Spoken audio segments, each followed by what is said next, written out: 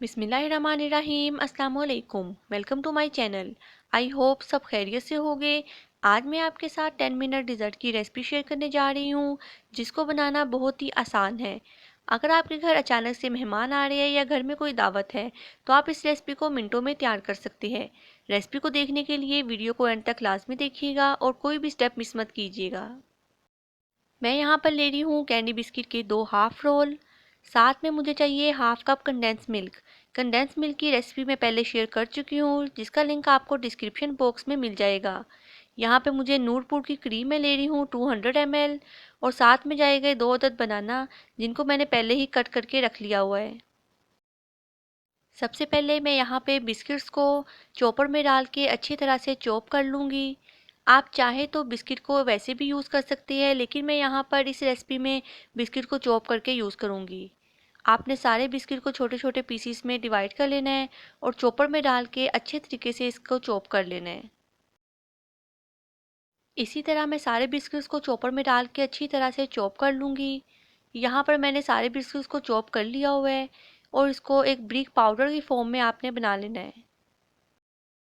अब मैं यहाँ पर एक बाउल लूँगी। सबसे पहले हम डिज़र्ट की बेस बनाएंगे। उसके लिए चॉप किए हुए बिस्किट्स को मैं बाउल में डाल के हाथ की मदद से या फिर आप स्पून की मदद से इसकी अच्छी तरह से एक फ़ाइन बेस बना लें। बेस बनाने के बाद इसको 10 से 15 मिनट के लिए फ्रिज में रख दें, ताकि जो हमारी बेस है वो अच्छी तरह से सेट हो जाए।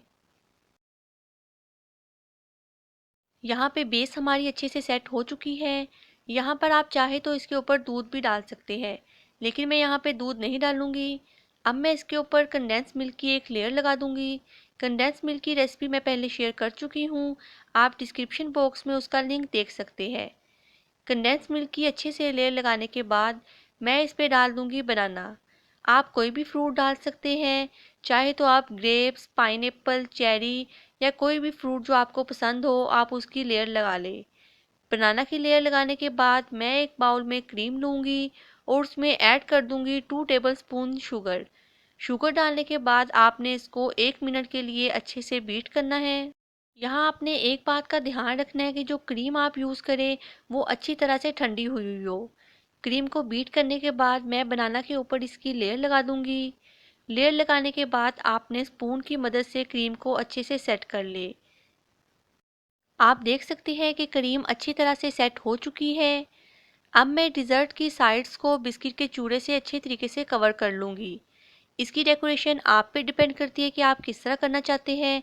आप चाहे तो इसके ऊपर ड्राई फ्रूट भी डाल सकते हैं, या फ्रूट कॉकटेल या कोई भी फ्रूट्स आप इसके ऊपर डाल सकते हैं। मैंने यहाँ पर बहुत सिंपल डेकोरेशन की है, सिर्फ बिस्किट के चूरे को इसकी साइड्स पे डाल दिया है। लीजिए, हमारा मज़ेदार डिज़र्ट रेडी हो चुका है।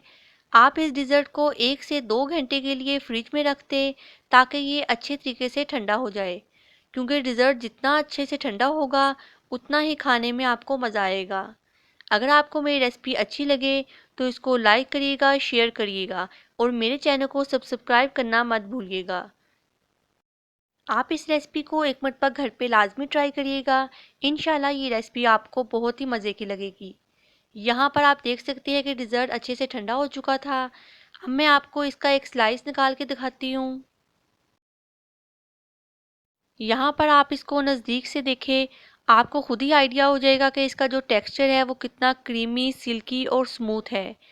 आप इस रेसिपी को एक मरतबा लाजमी ट्राई करिएगा। ये रेसिपी आपको ज़रूर पसंद आएगी, और इस रेसिपी को ट्राई करने के बाद अपना फीडबैक देना मत भूलिएगा।